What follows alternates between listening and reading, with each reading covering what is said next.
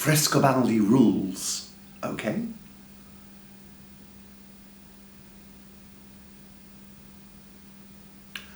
Frescobaldi's preface to the second edition of his 1615 collection of Toccate Partite is often cited in discussions of rhythm and tempo in early 17th century music. But one less often encounters more profound analysis of what he actually wrote. The flowery script of the original print isn't easy to read, but there's a useful transcription of the Italian online, and in this talk I offer an English translation.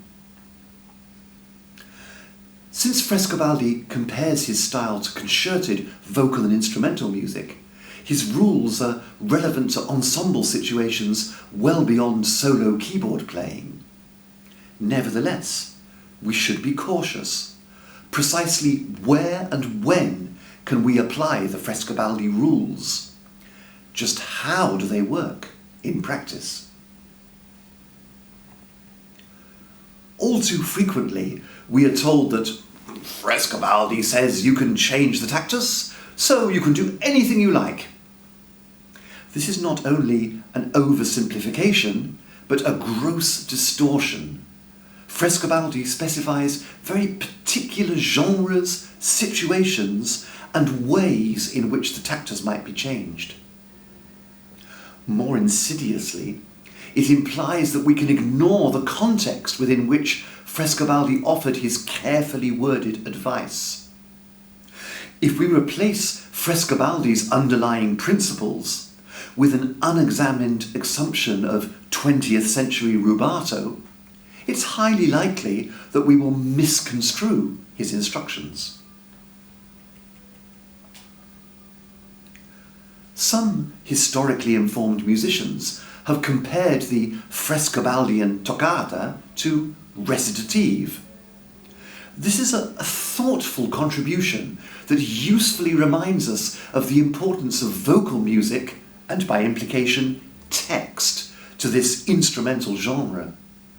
But sometimes the argument is presented thus. Frescobaldi's toccate are like recitatives. Recitative is the most expressive genre of music. Expression demands rhythmic freedom. Therefore, both toccate and recitatives are rhythmically free.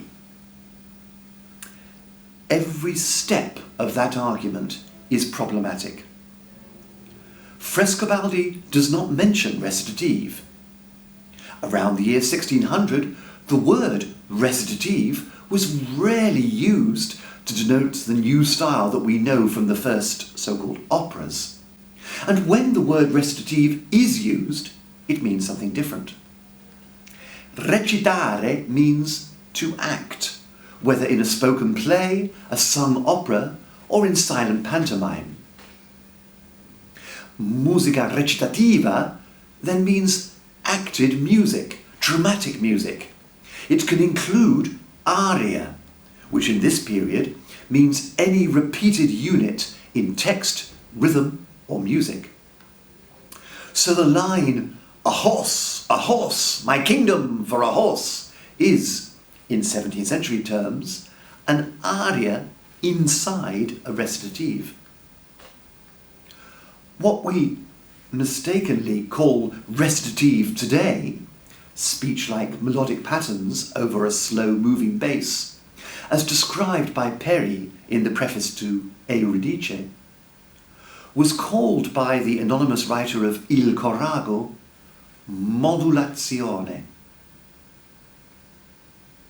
Even the solo with accompaniment texture of monody is rarely seen in the expressive sections of Frescobaldi's toccate, where there's usually melodic interest in two upper parts, if not throughout the entire polyphonic texture. So much for Frescobaldi and recitative.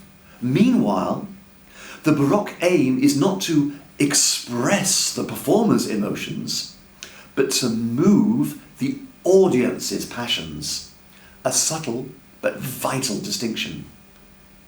And contrary to received opinion, there is no assumption around the year 1600 that recitative is free. Read about the truth of Caccini's sprezzatura, also online. Keyboard players sometimes draw parallels between the toccate and continuo realization. This is another well-intentioned suggestion which can be of use if taken with caution. Frescobaldi's famous injunction not to leave the instrument empty, but rather to fill out the sound with a rich arpeggio, certainly encourages continuo players to make their realizations sonorous and supportive. But other aspects of toccata style are not applicable to continuo realization. Restriking sustained notes and dissonances as often as you like would be intrusive, and is specifically contradicted by Peri. It would make the course of speech stumble. Many of the chord positions in Frescobaldi's arpeggio sections are too high for use as continuo. Sources specify low register for continuo with added low octaves in the bass, and the tuning A, 440, 460, whatever pitch you're using, that A, the A in that octave, is a good rule of thumb upper limit for continuo realization in this period. And as I already mentioned, there's more polyphonic action in the toccate than would be appropriate for continuo, especially on harpsichord. Agazzari specifies that organ and harpsichord should play a simple fundamental accompaniment, leaving fun and counterpoints for other instruments. Frescobaldi's Italian terminology needs careful translation. He repeatedly refers to battuta. This does not mean bar, as it does today, nor beat, in the sense of the note on the third beat of bar 2. Rather, it refers to the Renaissance concept of beating time with a slow, steady down-up movement of the hand. I therefore translate battuta as tactus. But this battuta or tactus was a philosophical principle as much as a practical technique. Of course, since the harpsichordist would have both hands occupied playing, no one actually beats time in a Frescobaldi toccata.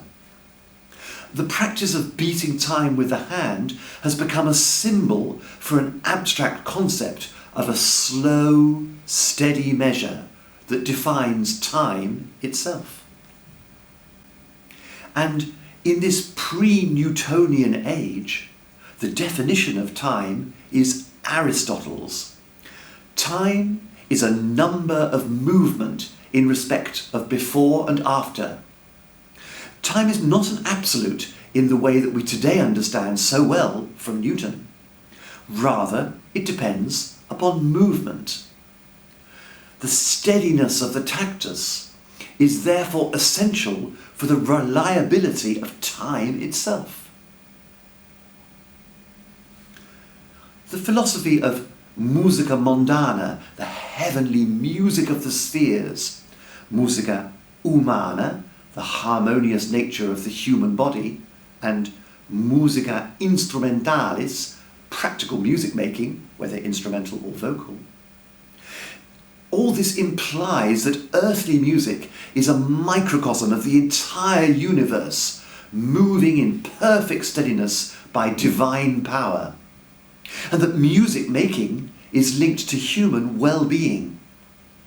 If the tactus fails, the heavens may fall. If your pulse stops, the music also dies. The image of the entire cosmos being turned by the hand of God gave enormous authority to the concept of the tactus hand, beating time for music on earth.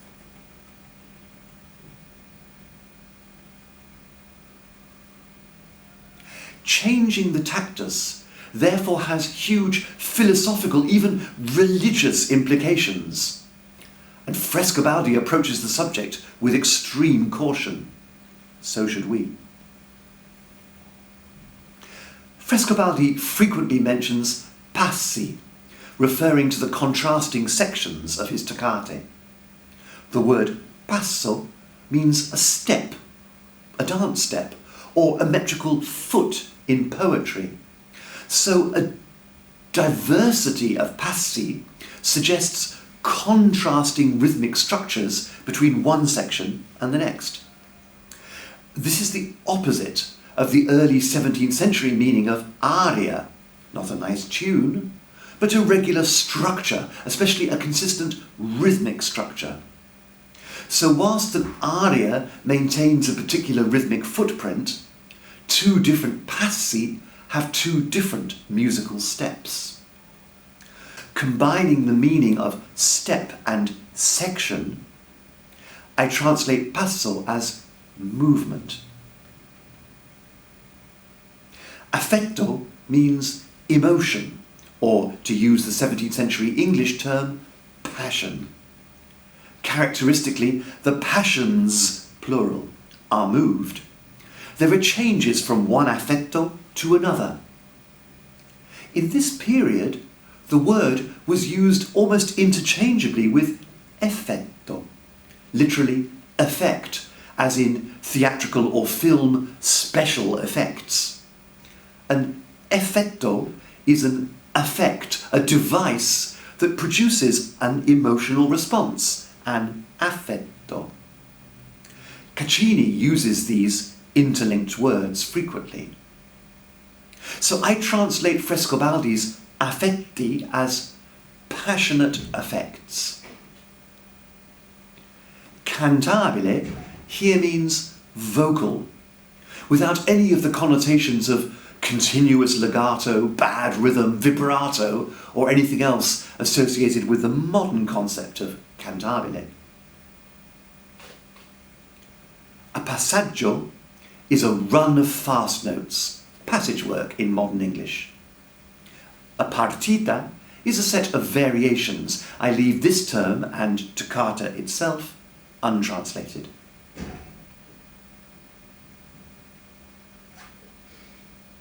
La maniera di suonare con affetti cantabili e con diversità di passi. The style of playing with passionate vocal effects and with a diversity of movements. Si agevolano per mezzo della battuta.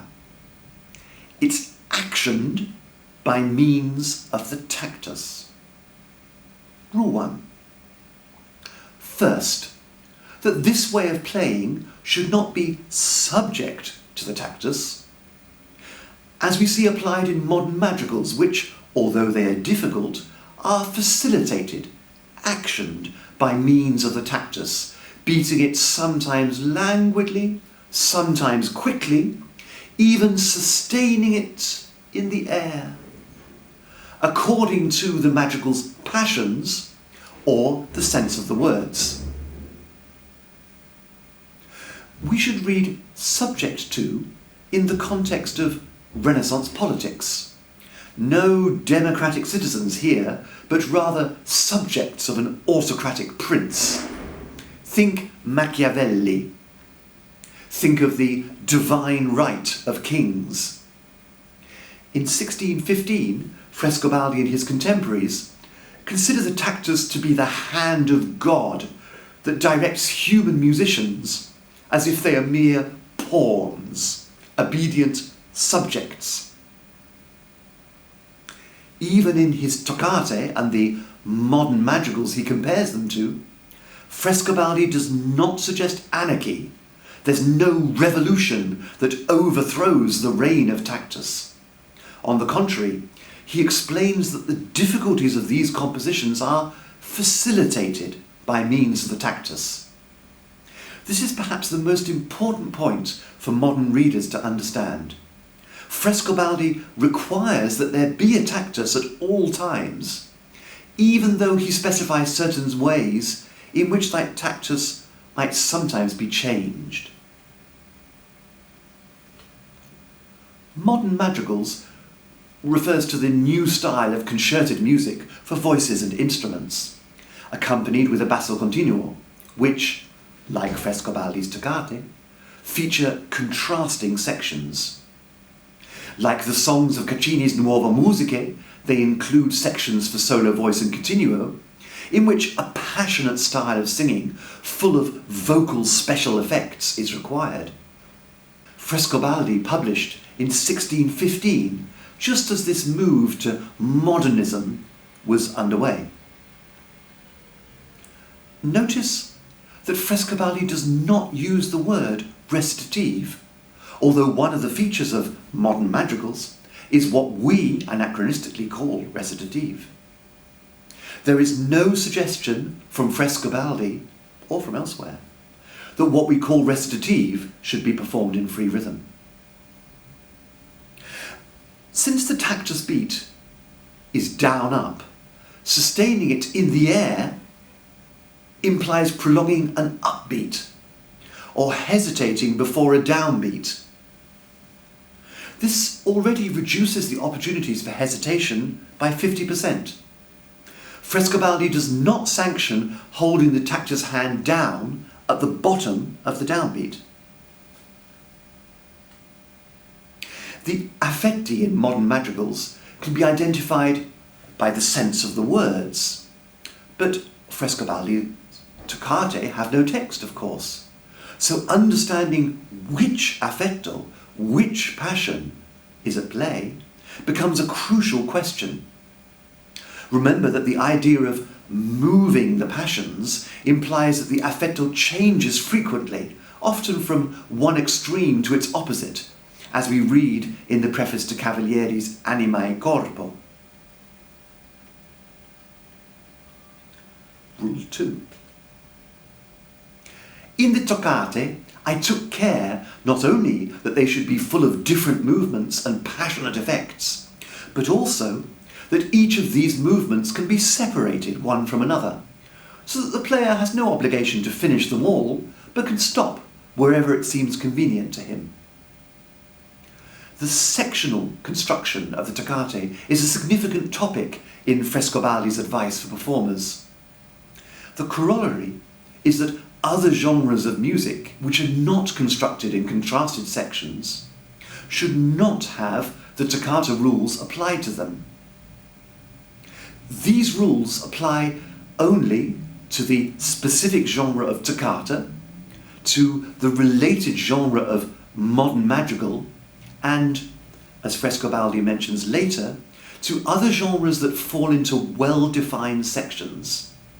Otherwise, the default assumption around the year 1615 remains the conservative practice of constant tactus. Rule 3. The opening sections of the Toccate should be performed adagio and arpeggiating, and similarly in the ligature, sections with suspensions tied over, or durezze, dissonances, also in the middle of the piece. The tied over suspended notes are struck again, together with the new dissonant harmony, so as not to leave the instrument empty. This restriking can be repeated ad lib by the player. The opening sections are notated in long notes. If you take a slow tactus, then they end up feeling very slow indeed. Certainly you'll need arpeggios so as not to leave the instrument empty. I recommend following Frescobaldi's advice and using the tactus to facilitate changes of tempo, which can indeed be difficult. Play the transition between two sections, first of all in constant tactus, and then apply Frescobaldi's rules to adjust the tactus and play the transition with the required adjustment. It's not clear if the ad lib restriking of dissonances refers to the suspended note only or to the entire dissonant chord. It is also not clear whether a bene placito, which I translate as ad lib, means if you want, or as many times as you want. I've been told that Piccinini recommends something similar for the lute. Perhaps some lute player can supply the precise reference for that.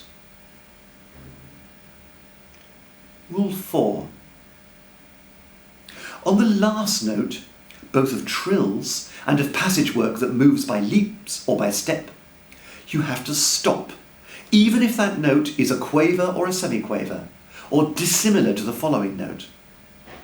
This pausing will avoid any confusion between one passage and another.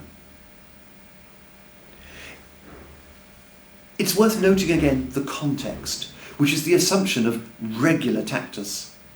Frescobaldi's readers do not expect to stop on a short note, and they recognise the need to maintain the tactus under normal circumstances, so that contrast in notated note values can be understood. However, in the special case of the transition between contrasting sections of a toccata, those normal 17th century assumptions are temporarily contradicted.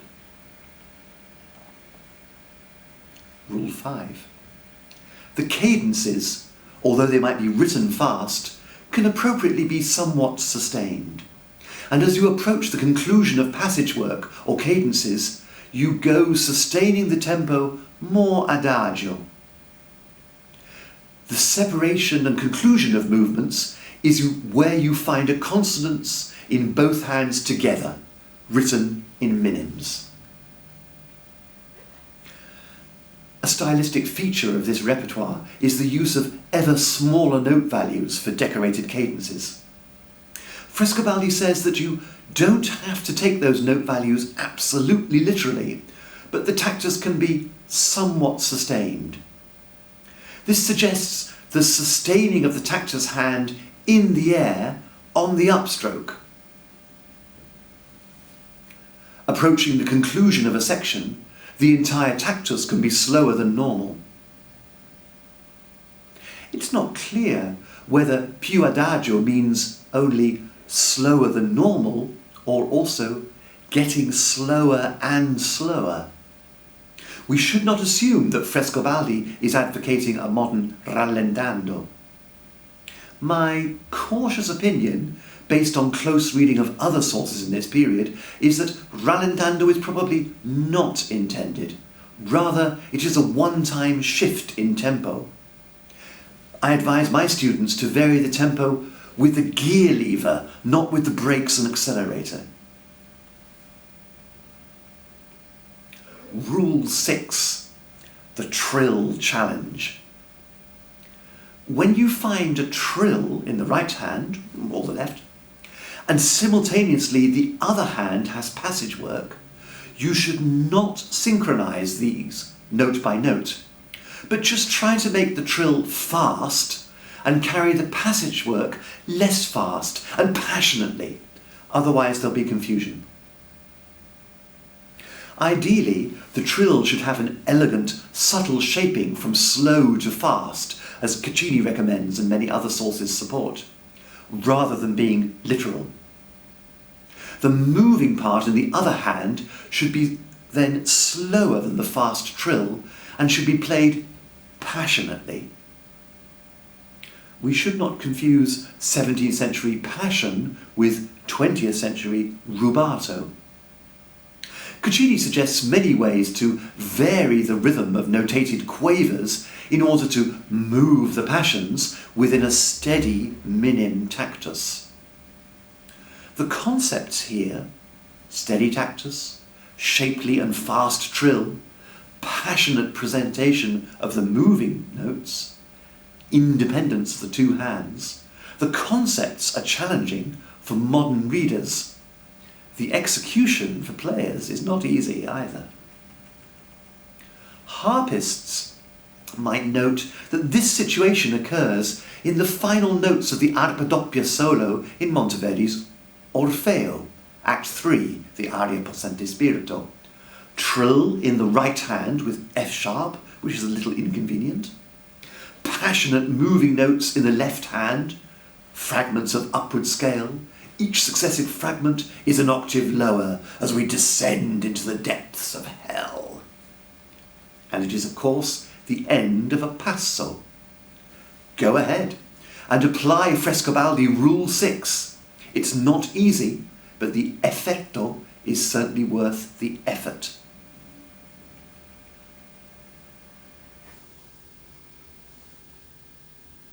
Rule 7. When you find some movement with quavers and semiquavers combined between the two hands, it shouldn't be taken too fast. And the hand that plays the semiquavers must play them somewhat dotted. That is, not the first but the second note should be dotted, and so on all the way through. One no, the next yes. Good practical advice to take these movements at a steady tempo. Some modern performers treat them as a race for an Olympic speed record. So, whilst one hand moves in quavers, taken normally, and in steady tactus, the semiquavers in the other hand are given a gentle reverse swing in Lombard rhythm. Short, long, short, long, short, long. Fun. Rule 8. Before you play a double movement where both hands have semiquavers, you should stop on the previous note, even if it is black, i.e. short, crotchet, quaver, semiquaver. Then resolutely play the passage work so that the agility of the hand will be so much more apparent. The advice to stop before beginning a new movement fits with what we have already been told in Rule 4, although the situation here might be slightly different. Frescobaldi's care in spelling out the details of these two, apparently very similar situations, is a warning to us not to apply his rules without careful checking that the situation really is appropriate. There is no general license to change the tactus whenever you want. Some modern players like to start such double movement passage work slowly and accelerate. Frescobaldi rules this out. He tells you to begin resolutely. This word also occurs in sword treatises, where spotting the correct moment, also called tempo, in the sense of kairos or opportunity, the moment to attack, spotting it is a vital skill. But once the opportunity to strike is there, you don't begin slowly, you attack resolutely. This is another situation where I advise my students, don't use the brakes and accelerator, use the gear shift. Driving the time, Rule 9. In the partite variations, when you find passage work and passionate effects, it will be good to take the tempo largo. You should observe this also in the toccate. The other variations, without passage work, can be played with a somewhat allegro tactus, leaving the good taste and fine judgment of the player to drive the tempo. In this guiding of the tempo lies the spirit and perfection of this manner and style of playing. We're reminded here that the rules are not how to play toccate, but how to play with a diversity of movements and passionate vocal effects. So variation sets may well also have a diversity of movements, and some variations may include passionate vocal effects. The references to good taste and fine judgment suggest that the changes in tactus between adagio, largo and allegro are subtle adjustments to the normal tempo. Something around minim equals 60 is the default setting for this period. Note that Frescobaldi often qualifies words of tempo change with adverbs like somewhat or slightly. To find the correct spirit and perfection in these small adjustments, we need to make good use of the tactus to facilitate such difficult transitions. Especially when the tactus is going to change somewhat or even hesitate in the air, we need to have a good understanding of precisely what the tactus is doing. Often, modern players change the tactus in the opposite way from Frescobaldi's rules, taking the opening arpeggios at a different tempo from, but faster than the succeeding movement. The remedy is to begin by studying the piece in a consistent tactus, and to manage transitions by focusing on the tactus, not on the general level of activity in smaller note values. The reference to good taste and fine judgment does not imply that the player can do whatever they want. Rather, they are required to be careful in how much and in which direction they drive the tempo, so that time's winged chariot does not crash and burn.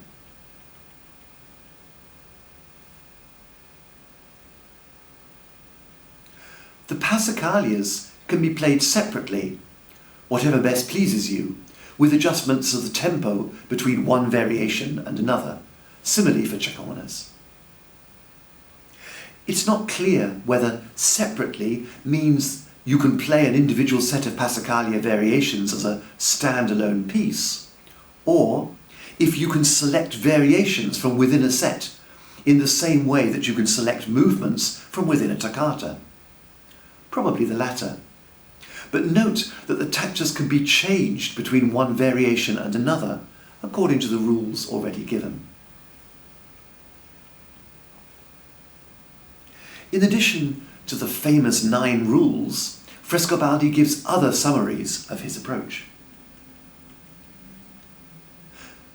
The beginnings of the toccate should be played adagio, and the block chords should be arpeggiated. As the toccata continues, pay attention to the distinction between movements, carrying them more or less rapidly according to the difference in their passionate effects, which will appear as you play. In the double movements, semiquavers in both hands, similarly you go adagio so that they are better articulated. And in descending leaps, the last note before the leap should always be resolute and fast. It's appropriate to stop on the last note of a trill or other passionate effects, such as a leap or step, even if it is a semiquaver or demi-semiquaver. And usually you somewhat sustain the cadences. In the partite, you set tempo giusto and with proportions. And because in some variations there are fast movements, start with a comfortable tactus. It's inappropriate to start presto and then continue languidly. But partite should be carried through entirely in the same tempo. And have no doubt that the perfection of playing is in the understanding of tempi. This summary also reminds us of the default assumptions of the early 17th century. There is the expectation of a standard tactus, tempo giusto, around minim equals 60. And triple meter is managed by proportions. The normal expectation is that pieces will be played entirely with a constant tactus. Nevertheless, the final sentence refers to tempi in the plural. There can be changes in the tactus, but perfection is in understanding precisely where, when, and how.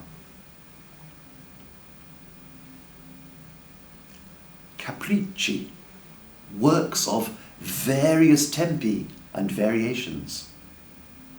In these pieces, which might seem irregular in their use of counterpoint, you should first look for the passion of the movement in question and the intention of the composer concerning the delight of the listener and the way one should try to play. In those pieces entitled Capricci, I have not kept such an easy style, as in my ricercare. But you shouldn't judge their difficulty before putting them into practice at the instrument, where you will recognise by study the passion they should have. You can choose whichever you like of these movements and finish in any of them which end in the right tonality. The beginnings should start adagio to give greater and spirit and beauty to the following movement. And in the cadences, sustain somewhat before you start the next movement. And in tripla, fast triple, or sesquialtra, slow triple, meters, if they are maggiori, you set off adagio. If they are minore, somewhat more allegro. If they are 3 semiminims, più allegro. If they are 6/4, you give their tempo by making the battuta, tactus, go allegro. It is good in some dissonances to dwell on them and arpeggiate them, so that the following movement comes out with more spirit. All this is said with every modesty and depending on the good judgment of studious performers. This summary also gives us additional information. Genre distinctions, ricercare or capriccio, are significant. To understand difficult music, we should search for the passion of each movement and consider the composer's intentions. And of course we play for the audience's delight. In the discussion of proportions, I've left certain terms untranslated because there's academic debate on their meaning. But my take on this is very straightforward. Triple meters might be notated under 3/1 or 3/2, but either way, long notes, 3 semibreves, go slowly. Short notes, 3 minims, go medium fast. Semi-minims are black with a stick. To a modern reader, they look like crotchets. They go faster. If you have a 6/4 section, this goes very fast. This user-friendly approach to proportions can be applied to famously challenging situations, for example the ballo in Monteverdi's Orfeo. I explore the difference between the consistent time duration of particular note values and the diverse feelings of speed in triple meters in an article on quality time. And I set out my detailed take on tactus and proportions in an article on getting back to Monteverdi's time.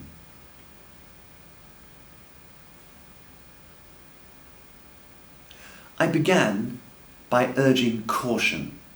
We need to understand precisely where, when and how Frescobaldi allows departures from the 17th century default setting of constant tactus. But close reading reveals that his rules can appropriately be applied not only to harpsichord solos, but to any repertoires in this period that exhibit sectional construction with different rhythmic structures between movements and/or passionate vocal effects. Certainly, that includes the modern style of madrigals around the year 1615, but it would also seem relevant to vocal monody and, most intriguingly, to opera. Whilst the default assumption is that an entire work, for example Monteverdi's Orfeo, has the same consistent tactus, Frescobaldi's rules suggest particular circumstances where the tactus might be somewhat faster or slower, or might even hesitate in the air. However, these tactus changes are between movements, not within a movement, and, I would argue, of the gear shift type rather than accelerando or rallentando. And the way to study these difficult transitions is to identify the passion, apply the appropriate subtle adjustment of tactus, and facilitate the performance by keeping a grip on the tactus. All this is very far from rhythmic freedom in recitative or any general license to play around with time. Rather, even when the tactus is going to change or hesitate, you action the adjustment by means of the tactus. Don't crash the time chariot. Tactus still rules, okay?